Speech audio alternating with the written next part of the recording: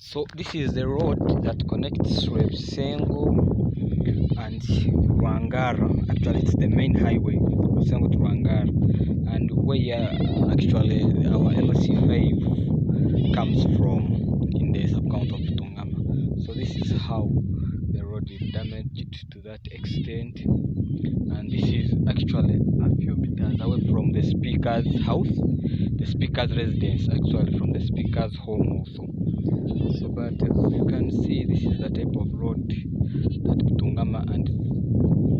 Tungama actually where we are, it's now Tungama, which connects Tungama to Rwebisengo and Rwangara, that is Kanara sub-county. So the road is poorly when it comes to the rainy season. It's impassable. Here you can't pass. So we seek where actually the leaders come and at least put up stones here so that the